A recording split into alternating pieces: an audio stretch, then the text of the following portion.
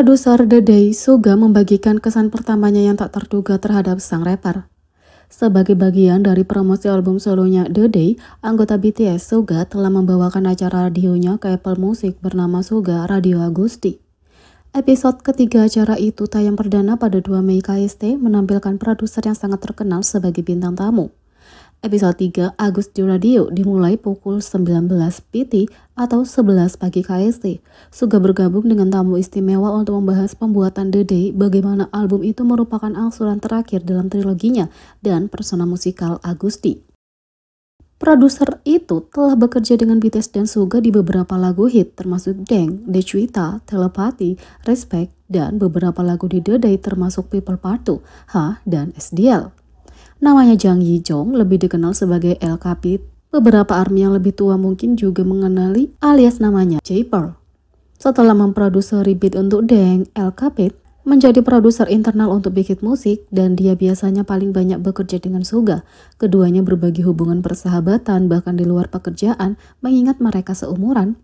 Faktanya, Ayu sebelumnya telah berbagi bahwa Suga, El Capit, dan dia cukup dekat sebagai teman dan mereka memutuskan untuk bekerja sama di EIK melalui hangout santai.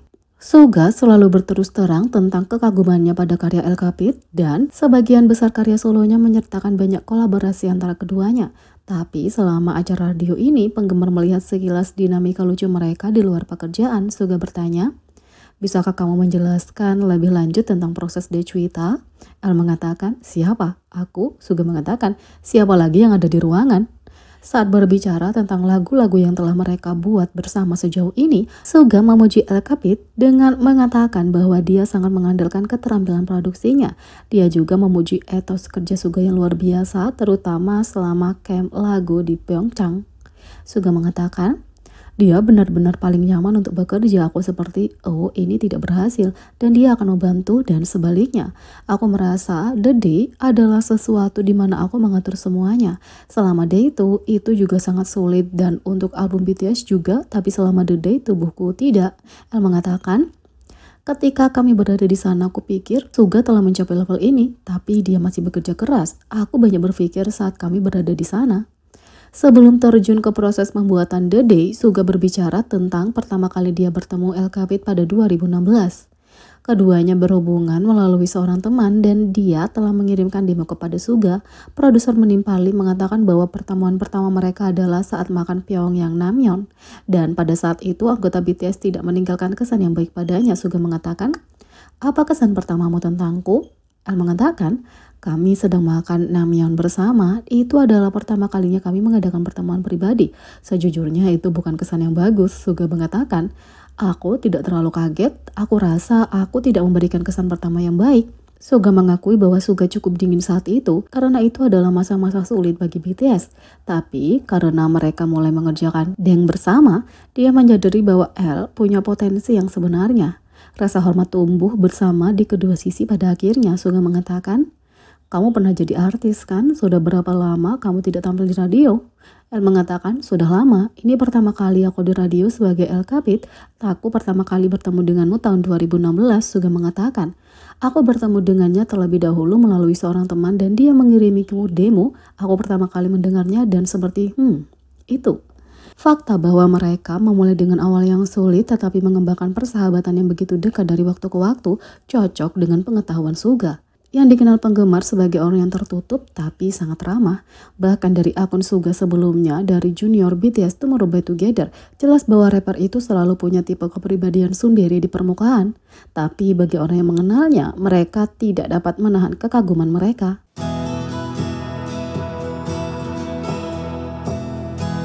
Yang ketiga, netizen bereaksi terhadap proyek AI Baruhai. Integrasi metaverse dengan K-pop menjadi lebih umum seiring kemajuan teknologi AI.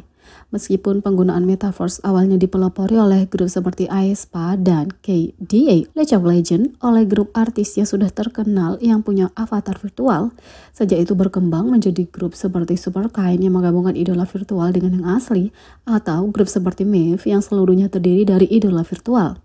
Idola virtual memungkinkan beberapa kreativitas dalam pemasaran seperti bagaimana idola virtual sudah punya skandal kencan dan desain karakter yang lebih unik, seperti bagaimana grup wanita virtual yang akan secara debut Fivers yang terdiri dari idola grup wanita aktif, punya desain avatar yang menarik dan cerita latar karakter yang unik. AI bahkan menjadi umum digunakan di kalangan netizen yang menggunakan teknologi baru untuk punya beberapa artis favorit mereka seperti lagu cover Jungkook atau Ariana Grande yang covernya belum direkam oleh artis itu. Dengan semua teknologi yang berkembang, tidak mengherankan kalau label Hype juga akan mencoba aplikasi AI yang mungkin ada di industri musik. Dalam sebuah wawancara dengan Billboard, Ketua Hype Bang Si-hyuk menjelaskan bahwa perusahaan baru saja mengakuisisi Supertone, sebuah teknologi cloning suara. Bang Si-hyuk mengatakan, kami dapat mengakuisisi perusahaan Supertone yang dapat mengkloning suara sepenuhnya, bukan hanya nada, tapi juga intonasi. Jadi misalnya, kami dapat merekam suaramu dan kemudian memasukkannya atau menerapkan intonasi Angelina Jolie atau ucapannya dan membuatnya menjadi suara yang sama sekali berbeda. Dan teknologi ini juga bisa mereplikasi karakter seseorang dalam bahasa apapun, kata Bang Si-hyuk. Meskipun Bang Si-hyuk merinci bagaimana teknologi ini akan digunakan pada saat itu, dia menjelaskan bahwa mereka berencana untuk merilis salah satu proyek skala kecil dengan perusahaan ini, Hype, pada bulan Mei. Proyek ini akan debut pada 15 Mei dengan Midnight yang sebelumnya digoda Hype dengan video misterius. Tapi meskipun beberapa netizen sangat antusias dengan perilisan yang akan datang, penasaran untuk melihat apa yang dibawa Hype dengan teknologi inovatifnya. Banyak netizen menyuarakan ketidaksenangan mereka dengan proyek tersebut. Hype sudah berada di air panas dengan penggemar artis di bawah label Hype setelah perusahaan mengungkapkan pilihannya untuk menggunakan harga dinamis untuk tur artis mereka. Demikian pula penggemar K-pop dari artis manapun yang menggunakan Weverse merasa frustasi dengan perubahan yang diumumkan Hype pada platform tersebut. Sejauh proyek baru berjalan, penggemar tidak hanya frustasi dengan pilihan Hype baru-baru ini, tapi percaya bahwa perusahaan harus fokus untuk mengatasi masalah penggemar daripada proyek baru. Dan penggemar juga kesal karena Hype tampaknya mendiskreditkan tim produser dan idolanya yang luar biasa dengan komentar terbaru Bang Si-hyuk tentang perlunya memasukkan AI ke dalam Hype. Dalam wawancara dengan Billboard, Bang Si-hyuk berbagi bahwa dia tidak percaya industri musik dapat mengandalkan artis manusia. Bang Si-hyuk mengatakan, aku sudah lama meragukan entitas yang menciptakan dan memproduksi musik akan tetap menjadi manusia. Aku tidak tahu berapa lama seniman manusia bisa menjadi satu-satunya yang memenuhi kebutuhan dan selera manusia, dan itu menjadi faktor kunci untuk operasiku dan strategi untuk Hype. Fans langsung menyuarakan kekesalan dengan bagaimana komentar Bang Si-hyuk yang terkesan mendiskreditkan produser yang selama ini bekerja sama dengan Hype, terutama karena produser itu juga menyertakan beberapa artis Hype yang terus berupaya mengekspresikan suara asli mereka kepada penggemar. Demikian pula, semua idola harus bekerja sangat keras untuk mencapai debut mereka, membuat penggemar berpendapat bahwa artis AI seperti yang banyak berspekulasi tentang proyek ini adalah penghinaan terhadap grup Hype saat ini. Banyak penggemar berpendapat bahwa sebagian besar pengumuman Hype baru-baru ini menunjukkan bahwa perusahaan tidak peduli tentang kemiripan hubungan penggemar dan artis. Dan beberapa penggemar bahkan menyamakan peluncuran musik AI terlepas dari dukungan penggemar dengan upaya Hype sebelumnya untuk menggunakan NFT yang tampaknya berhenti setelah RM diduga ikut campur.